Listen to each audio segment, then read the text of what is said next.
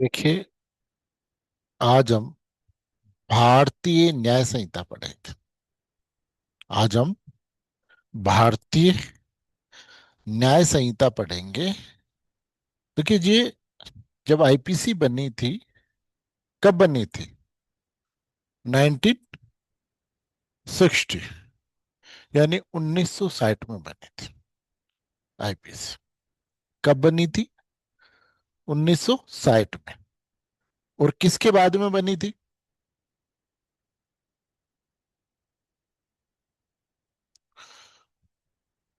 1960 में किसके बाद हुई थी?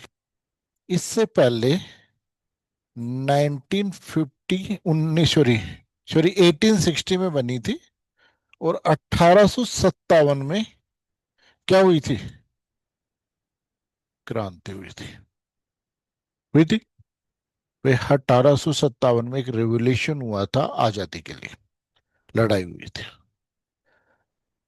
उस वक्त अंग्रेजों को यह महसूस हुआ कि पूरे भारत के लिए समान दंड का प्रावधान करना जरूरी है। इसलिए 1816 में इन्होंने आईपीसी बनाई। और ये किसके सिफारिश पे बनाई? लॉर्ड मेकाले की। भाई कई बार पूछ लेते हैं कि आईपीसी किसने बनाई है, तो आईपीसी लॉर्ड मेकाले ने बनाई है। भाई अगर आपसे कोई पूछे तो लॉर्ड मेकाले। कई बार आप इंटरव्यू देने जाते हो तो आपसे ये पूछ ले देते हैं कि भाई ये जो लॉर्ड मेकाले है, इस लॉर्ड मेकाले का और क्या योगदान है। भाई इस लॉर्ड मेकाले का और क्या सोचते हैं? तो आधुनिक शिक्षा प्रणाली जो है वो भी लॉर्ड मेकाले की ही देन है। आधुनिक शिक्षा प्रणाली हमारे यहाँ पर, जब आपने स्कूल में देखा होगा, जो भी सरकारी स्कूल है उसके साइड में लिख रहा होता है ज्ञानार्थ प्रवेश। नहीं, यानी ज्ञान के लिए आप प्रवेश कर रहे हो, और लोकार्थ प्रस्थान, यानी लोक के हित में आप यहां से जा रहे हो। भाई स्कूल में एंटर आपने इसलिए किया है कि गांव, क्या आप यहाँ पर ज्ञान अर्जित करो, और फिर यहां से बाहर जाने के बाद आप पब्लिक इंटरेस्ट में उस काम को करो। तो हमारी जो पुरानी एजुकेशन सिस्टम था वो गुरुकुल सिस्टम था। और गुरुकुल में सारी बेसिक शिक्षाएं दी जाती थी। सारी बेसिक शिक्षाएं दी जाती थी। और उस शिक्षा का उद्देश्य ये था कि व्यक्ति को समाज में योगदान देने लायक बनाना, कि पढ़ लिख करके ऐसा हो जाए कि समाज के काम आ सके। ये ऑब्जेक्ट होता था। उसके बाद में लॉर्ड मेकाले आए। लॉर्ड मेकाले ने एक सिफारिश की ब्रिटिश संसद में। उन्होंने ये कहा कि साहब, हम ब्रिटेन से जो भी कर्मचारी भेजते हैं उनका एक्सपेंसेस बहुत ज्यादा होता है, क्योंकि जहां पर भी जितने भी उपनिवेश हैं वहां के लोगों को इंग्लिश नहीं आती, और हमारा सारा काम इंग्लिश में होता है। इसलिए इस एक्सपेंसेस को बचाने के लिए वहां के लोगों को अगर हम अंग्रेजी सिखाएं, तो भाई वहां के लोगों को हम अंग्रेजी सिखाएं तो वहां के लोग हमें सस्ते उपलब्ध हो जाए। तो एक पिक्चर आई थी, वीर पिक्चर, सलमान खान की। देखा होगा कि सलमान खान और उसका भाई भी पढ़ने जाता है इंग्लैंड। तो वही चीज है कि वो केवल, जो आधुनिक शिक्षा सिस्टम है वो किस लिए था? कि हम अंग्रेजी सीखेंगे, और सीखने के बाद क्या करेंगे? नौकरी करेंगे। तो जो पुराना गुरुकुल सिस्टम था उसमें जो एजुकेशन का सिस्टम था वो ये था कि हम सीखेंगे, और सीखने के बाद में, यानी अंग्रेज वो सॉरी सीखेंगे और समाज के डेवलपमेंट में योगदान दें, उसका योगदान था। लेकिन इसका उद्देश्य क्या था आधुनिक शिक्षा प्रणाली का? व्यक्ति को क्या बनाना? नौकर बनाना। और आज भी अगर आप किसी बच्चे को फर्स्ट डे स्कूल में एडमिशन करा रहे हो, तो आपका ऑब्जेक्ट क्या है? कि पढ़ लेगा तो नौकरी लग जाए। इससे ज्यादा डेवलपमेंट है ही नहीं। तो जो पुरानी हमारी शिक्षा प्रणाली थी गुरुकुल की, उसका ये था कि व्यक्ति को इस लायक बनाना कि वो समाज में रहकर समाज को योगदान दे सके। और आधुनिक शिक्षा प्रणाली का जो ऑब्जेक्ट है वो ये है कि नो पढ़ करके नौकरी लग जाए, यानी नौकर बनाना। तो दोनों एजुकेशन सिस्टम में बड़ा अंतर है। नहीं, आज नई जो शिक्षा नीति आई है, वो नई शिक्षा नीति भी कोशिश करने की प्रयास कर रही है कि हम गुरुकुल सिस्टम को वापस से स्टार्ट, क्योंकि ये नौकरी के और नौकर के कंसेप्ट की वजह से सबसे बड़ा रीजन है बेरोजगारी का। कि कोई भी व्यक्ति एजुकेशन तो ले पा रहा, और हमारा एजुकेशन सिस्टम इतना लेचर है कि भाई आप बीए पास करना, एलएलबी पास करना, कोई भी डिग्री पास करना इजी है। यानी आप 27 दिन साल में पढ़कर और 9 दिन लिख करके 3 साल तक आप वकील बन सकते। नहीं, लेकिन अगर आपको इंग्लैंड में पढ़ना है तो इंग्लैंड में बैरिस्ट्री होती है। वहां सरू के 2 साल पढ़ाते हैं आपको। ठीक। उसके बाद में 1 साल आपको पढ़ाई भी करनी होती है, साथ में वकील को असिस्ट भी करना होता है। फिर चौथे साल, अगर चौथे साल आपको 3 काम करने होते हैं। एक तो अपने जूनियर्स को पढ़ाना होता है, साथ में कोर्ट को असिस्ट करना होता है, और खुद को पढ़ना होता है। और लास्ट 5th ईयर आपको केवल 2 ही काम करने होते हैं, या जूनियरों को पढ़ाना होता है और वकील को असिस्ट करना होता है।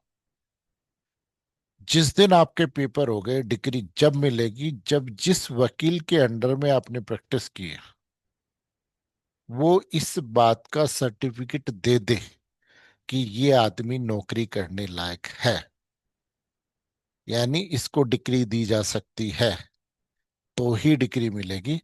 अदरवाइज 5 साल आपने पढ़ लिया, कोई मतलब। बैरिस्ट्री तब कंप्लीट होती है। उसी को करने के लिए हमारे आरजेएस में भी कर दिया कि भाई और तो नहीं, वकील तो बनेंगे जैसे बनेंगे, लेकिन आरजेएस के लिए 3 साल का एक्सपीरियंस कर दिया। और साथ में ये लता दिया कि 10 साल का प्रैक्टिशनर एडवोकेट इस बात की क्या करेगा, रिकमेंड करेगा कि इसने 3 साल तक प्रैक्टिस की, तभी उसके प्रैक्टिस सर्टिफिकेट को माना जाएगा। आ गई बात समझ में? तो उसके प्रैक्टिस सर्टिफिकेट को माना जाएगा।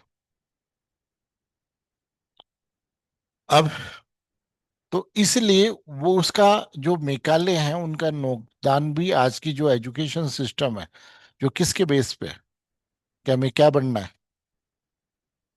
भाई अगर आप आईएएस की भी सोच रहे हो तो आईएएस भी नौकरी होता है। भाई आप किसकी सोच रहे हो? नौकरी की सोच रहे हो। भाई हम आपको क्या बना रहे हैं? नौकर बना रहे हैं। प्रोफेशन की तो बात ही नहीं करते। नहीं, आप प्रोफेशनल डिग्री ले रहे हो तो भी दिमाग में यही है कि नौकरी लग जाए। भाई अगर आप एडवोकेट की नौकरी बात करो तो प्रोफेशनल डिग्री है, लेकिन फिर भी हम क्या करते हैं कि कुछ नहीं, जेल में बन जाए। नहीं, कि भाई और नहीं तो कुछ नहीं तो साला कम से कम जेल में पड़े, लेकिन नौकरी लग जाए। तो ये जो नौकरी का कंसेप्ट एजुकेशन में लेकर के आया, ये लॉर्ड मेकाले लेकर के आया। भाई नौकरी का जो ये कंसेप्ट लेकर के आया, वो लॉर्ड मेकाले लेकर के आया। 1957 है ना, नौकरी और ये। फिर इसलिए क्रांति हुई थी, इसलिए इन्होंने क्या बनाया, इंडियन पीनल कोड। 19 सॉरी 1860। क्या बनाया? पीनल कोड, दंड संहिता। तो वहां पर आईपीसी का बनाने का ऑब्जेक्ट क्या था कि 1857 जैसी क्रांति दोबारा नहीं हो, इसलिए दंड का प्रावधान किया कि हर अपराधों के लिए ऐसा दंड दो कि दोबारा से 1857 की क्रांति नहीं। नहीं, अभी एक बात बताओ, हुई क्या दोबारा? तो 1857 जैसी क्रांति दोबारा हुई क्या? नहीं, दिल्ली में क्या हुआ? क्या बोला? 2 मिनट वेट दे यार, मेरी लिया जाना, मेरी लिया जाना। थोड़ी सी 5-10 मिनट और बैठ जाओ। कितनी देर में पूछ रहे हो उसको? हाँ। और आप ये देखो, ये तो अंग्रेजों का सिस्टम था कि एक आईपीसी बनाई और दोबारा से क्रांति जैसी, 1857 जैसी क्रांति नहीं हुई, केवल एक कानून से। और हमारे यहाँ पर 2012 दिसंबर में घटना हुई निर्भया रेप केस की, हुई। उसके बाद में हमने एक जस्टिस वर्मा कमेटी बनाई। फरवरी में जस्टिस वर्मा कमेटी ने अपनी सिफारिश दी, 21 फरवरी को। 22 फरवरी को हमने तुरंत लागू कर दिया। अप्रैल में हमने अधिनियम बनाया, लागू कर दिया, दंड बढ़ा दिए। क्या रुके? क्या अपराध रुके? तो कानून का होना और कानून के एनफोर्समेंट में बड़ा अंतर। अंग्रेजों के सिस्टम में भारतीय थे, लेकिन भ्रष्टाचार नहीं था। सिर्फ भ्रष्टाचार अंग्रेज ही करते थे, जितने भी भारतीय अधिकारी थे भ्रष्टाचार नहीं करते थे। लेकिन आज का सिस्टम ऐसा है कि कानून का होना और कानून के एनफोर्समेंट में बड़ा फर्क। आज मैं एक एडिशनल एसपी से बात कर रहा था, मैंने कहा सर सुप्रीम कोर्ट ये बात कह रहा है। वो कहा सर हम सुप्रीम कोर्ट की ये बात तो हम जानते नहीं, हम तो सीधा सीधा मोटा मोटा देखते। ये हालत। एडिशनल एसपी रैंक का अधिकारी मेरे को ये बात बोल रहा। मैंने कहा सर ये जो एफआर है वो गलत लग रही है। वो कहा नहीं नहीं नहीं, वो कहा यार ये तो कानून तो सुप्रीम कोर्ट के हम देखते ही नहीं है, हम तो सीधी सीधी मोटी मोटी फैक्ट देखते हैं। क्या फैक्ट देख रहे हो आप? ये स्थिति है। इसलिए वो अपराध नहीं रुक रहे। तो कानून का होना और कानून के एनफोर्समेंट में बड़ा अंतर। एक आईपीसी बनाई, एक क्रांति नहीं 1857 के बाद लेकिन इधर आप कितना ही दंड बढ़ा लो, पोस्को में इतना दंड बढ़ा लिया, क्या पोस्को के अपराध रुक रहे हैं? नहीं। आप ये मानो कि हमने जुवेनाइल जस्टिस एक्ट बना लिया। जुवेनाइल जस्टिस एक्ट पे स्टेट गवर्नमेंट और सेंट्रल गवर्नमेंट इतना रुपया खर्च कर रही है, लेकिन ये अपराध रुक रहे हैं। भिखारी बंद हो गए, बच्चों को कहाँ संरक्षण मिल रहा है?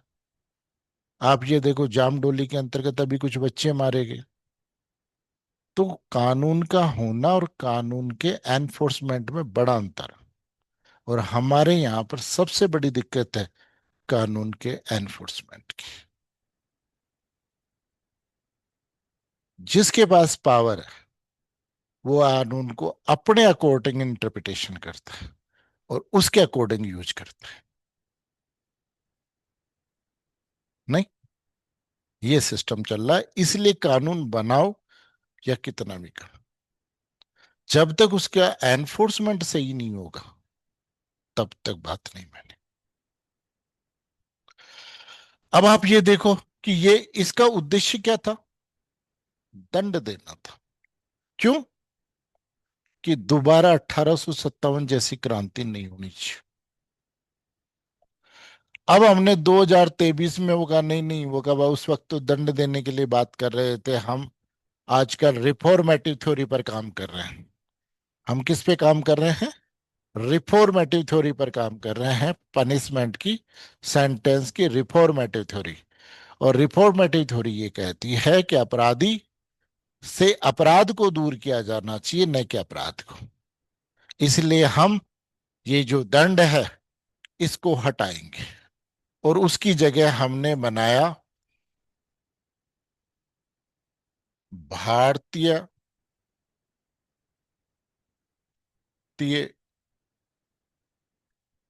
न्याय संहिता।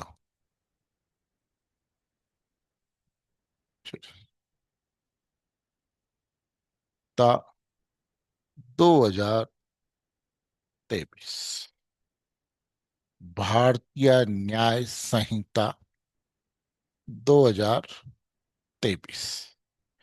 अब इसमें वर्ड क्या दिया है? जस्टिस। कि हमारा उद्देश्य क्या करना है? कि अब दंड देना नहीं, बल्कि न्याय का। ठीक। और उस न्याय को देने के लिए आईपीसी में क्या किया गया कि एक तो सारी की सारी कोडिंग चेंज कर दी।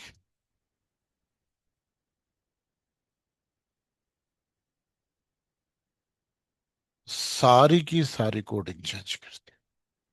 पहले जो कोडिंग थी, नई कोडिंग बना दी।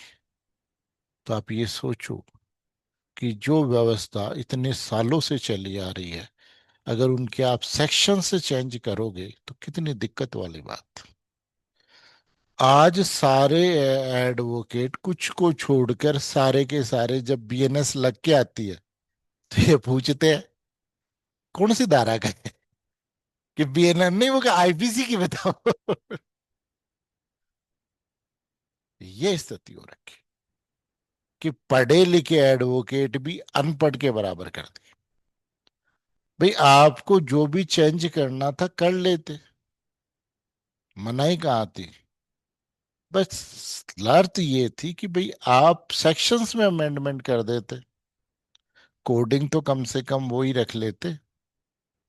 अगर कोडिंग वही रह जाती तो आप ये मानो आज भी बहुत बड़ी समस्या है कोडिंग की वजह से। तो सबसे पहला न्याय तो इस न्याय संहिता में ये किया कि कोडिंग को चेंज कर दी। नहीं, जैसे पहले अगर किसी व्यक्ति ने अपराध किया है, नहीं, जैसे चोरी की है दो व्यक्तियों ने मिल करके,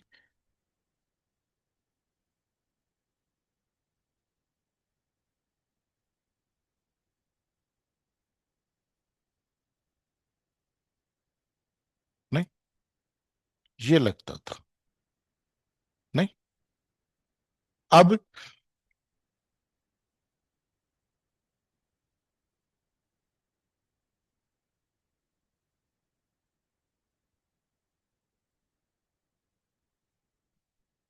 अब बताओ सुंदर कौन सा लग रहा है? याद करना किसको ही।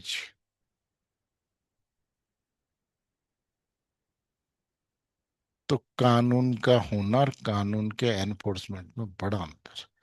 प्रैक्टिकली आप ये मानो कि जो भी भारतीय न्याय समिति की ड्राफ्टिंग कमेटी में थे, उसमें यूनिवर्सिटी के प्रोफेसर, रिटायर्ड जजेस, रिटायर्ड ऑनरेबल, नहीं,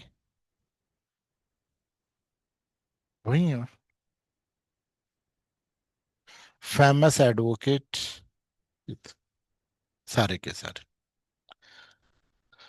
जबकि ओरिजिनल प्रैक्टिस कहाँ होती है? लोअर कोर्ट्स में। लोअर कोर्ट से तो कुछ पूछा ही नहीं गया। लोअर कोर्ट्स में भी बहुत ब्रिलियंट एडवोकेट,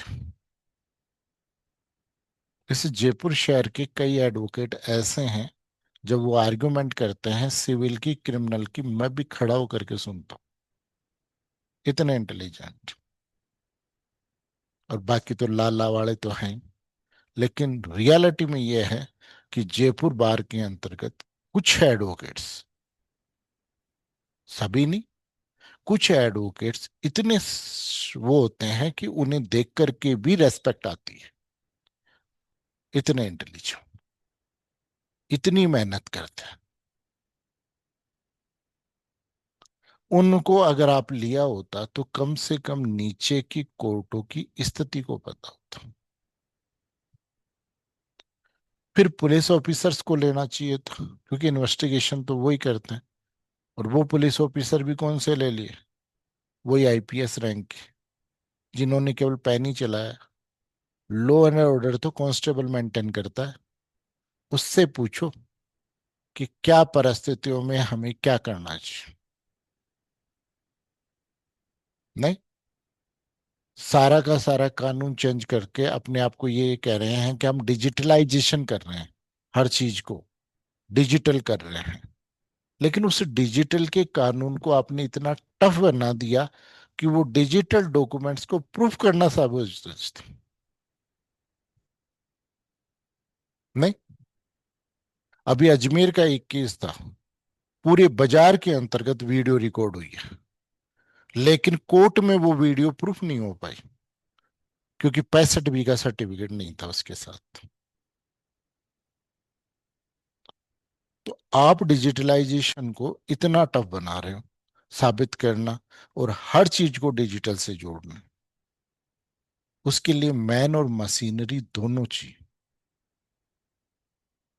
तो जब तक सिस्टम डेवलप नहीं होता तब तक मेरे हिसाब से कानून चेंज नहीं होने चाहिए। लेकिन अब हो गए, तो हम देखते हैं कि क्या क्या हो गया। तो एक तो इनकी कोडिंग्स चेंज कर दी गई। तो इसलिए जब आप पढ़ो तो भारतीय न्याय संहिता को पढ़ना और आईपीसी से कंपेयर करना। आईपीसी पढ़ करके भारतीय न्याय संहिता को कंपेयर मत करना, क्योंकि भारतीय न्याय संहिता आपको नहीं आती है, आईपीसी आती है।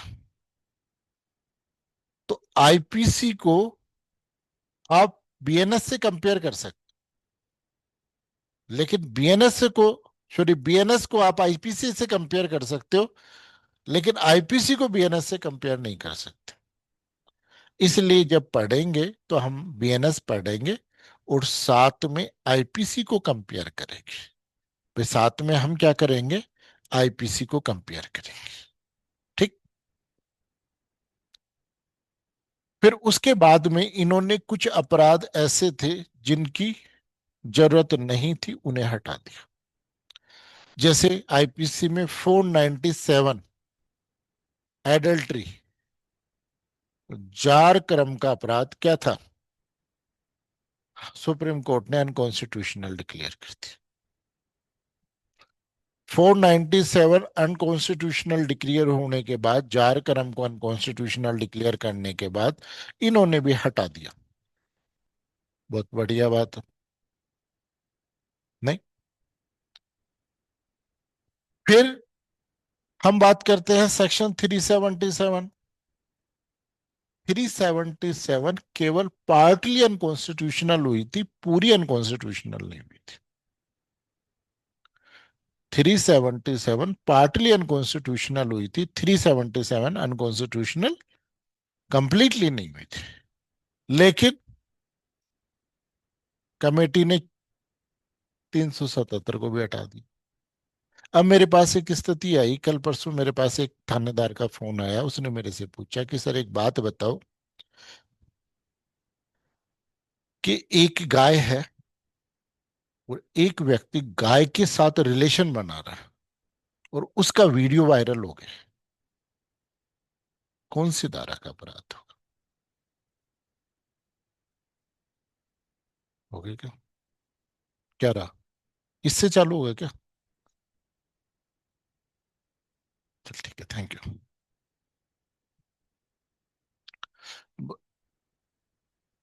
हाँ, वो सारा सिस्टम बंद कर दिया है ना, है ना? तो 377 हो गया।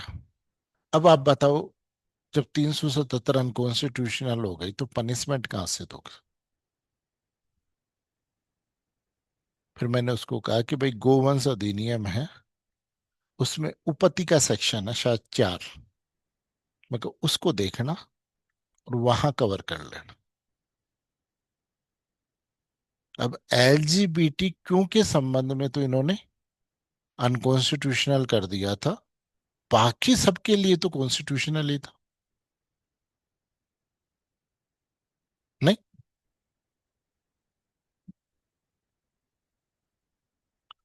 फिर उसके बाद में 377 को इन्होंने हटा दिया, 309 आईपीसी इन्होंने हटा दी, 309 आईपीसी को इन्होंने हटा दिया, आत्महत्या के प्रयत्न, केवल सेक्शन 226 बना दिया। और उसमें ये प्रावधान कर दिया कि कोई धमकी देगा कि लोग को या किसी व्यक्ति को कोई कार्य करने के लिए आत्महत्या की, तो वो 226 का अपराध है। यानी आत्महत्या का प्रयत्न करने की जरूरत नहीं, केवल धमकी, उसे 270। लेकिन एक बात बताओ, अगर उसने सुसाइड का अटेम्प्ट कर लिया बिना धमकी दिए, तो कोई अपराध नहीं, कोई अपराध नहीं। नहीं। एक, भाई एक बात बताओ, जैसे सुप्रीम कोर्ट के सामने एक केस आया, P Rathinam versus Union of India. इस केस में सुप्रीम कोर्ट ने ये कहा कि भाई जैसे जीने के अधिकार है, वैसे ही जीने के अधिकार में मरने का अधिकार भी, कि हर व्यक्ति अपने आप को मार सकता है। नहीं। फिर उसके जस्ट एक साल बाद में ही केस आया ज्ञान Kaur versus state of Punjab. ज्ञान कौर पर सेक्शन 306 का चार्ज था, आत्महत्या के दुष्प्रभाव। तो ज्ञान कौर ने सुप्रीम वहां पर कोर्ट में ये प्लिया ली, उसने कहा कि साहब एक बात बताओ, जब आत्महत्या फंडामेंटल राइट, तो मैंने तो सामने वाले को केवल फंडामेंटल राइट ही तो बताया था कि भाई आप आत्महत्या कर सकते हो, ये आपका मूलभूत अधिकार है। और मूलभूत अधिकार को बताना कौन सा अपराध हो गया? वो कि जब आत्महत्या कोई अपराध नहीं है, तो आत्महत्या का प्रयत्न दुष्प्रेरण कैसे अपराध हो सकता? तो सुप्रीम कोर्ट ने एक बात कही, बहुत अच्छा वर्डिक्ट दिया इसमें। सुप्रीम कोर्ट ने ये बोला कि भाई एक बात बताओ, हर आदमी, आदमी की लाइफ पर्सनल होती है या सोशल होती है? आदमी की लाइफ पर्सनल होती है या सोशल होती है? तो वो कहता आदमी की लाइफ केवल उसकी पर्सनल नहीं होती, बल्कि सोशल भी होती है, क्योंकि समाज से जुड़ी हुई होती है, क्योंकि हर व्यक्ति की एक जिम्मेदारी होती है। जैसे मान लीजिए कि किसी व्यक्ति ने किसी से पैसा उधार लिया और कूद जाए, क्या लो परमिशन दे देगी कि भाई आप रुपये लो और फंडामेंटल राइट यूज कर लो? एक पुरुष ने किसी महिला के साथ शादी कर ली, तो क्या उस महिला के प्रति उसकी रेस्पॉन्सिबिलिटी नहीं? क्या उसे परमिशन दे दी जाए कि कोई बात नहीं, ये तो जिएगी जैसे जिएगी, तू तो मर? जैसे मान लीजिए मैं ही हूं, मैंने जैसे आपकी पढ़ाने की जिम्मेदारी ले ली और मान लो मैं नहीं पढ़ाऊं, या इस प्रकार का कोई कदम उठा लूं कि सब फंडामेंटल राइट है, तो पर्सन इज नॉट ए क्या पर्सनल लाइफ, बल्कि एक सोशल एनिमल होता है, और समाज के प्रति उसकी जिम्मेदारी होती है। और हम केवल उन जिम्मेदारियों से बचने के लिए उसे परमिशन नहीं दे सकते कि भाई आप आत्महत्या करो। उन जिम्मेदारियों से बचने के लिए हम क्या नहीं कर सकते, हम ये परमिशन नहीं देते कि हम आत्महत्या करें। फिर मेडिकल जो एक्ट है, उसने ये कहा कि साहब उसकी मानसिक स्थिति इतनी खराब होती है कि वो व्यक्ति जो अपना जीवन ले रहा है, उसे सजा नहीं दी जानी। सुप्रीम कोर्ट ने कहा ठीक है, कोई बात नहीं। तो मेडिकल अनकॉन्शियस जो एक्ट है, उस एक्ट में ये प्रोविजन कर दिया गया कि इसे पनिशमेंट नहीं दिया जाए।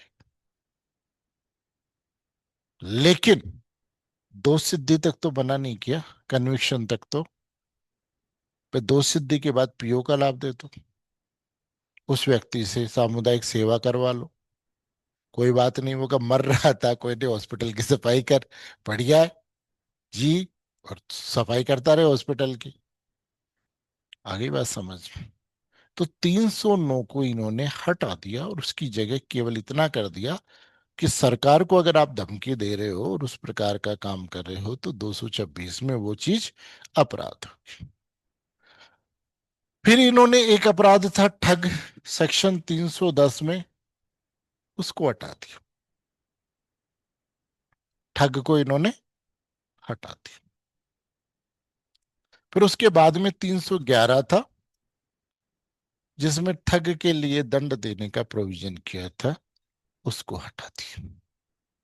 कि उन्होंने इन सेक्शनों की क्या नहीं समझी, जरूरत नहीं समझी। कोई बात नहीं, अगर आपको नहीं लगती है इनकी जरूरत। फिर कुछ नए अपराध इन्होंने जोड़ दिए, जैसे संगठित अपराध जोड़ दी 111 बीएनएस, 111 बीएनएस, 112 में छोटे संगठित अपराध इन्होंने जोड़ दिए। ये बहुत अच्छे सेक्शन से जोड़े, इनमें सजा का प्रोविजन कर दिया और वो कर दिया। लेकिन बात यही है, कानून का होना और कानून के एनफोर्समेंट में बड़ा अंतर। कल डिस्कस करेंगे हम कि नई बातें क्या इन्होंने जोड़ी है ना। अभी 5 मिनट बाद में अपन कॉन्ट्रैक्ट देखते हैं। तो 311 हाँ बेटा, है ना, से बाकी ठग कल वाला। डिस्कस, कल डिस्कस हाँ, करते हैं, है ना। ठग वाला हटा दिया सर पॉइंट।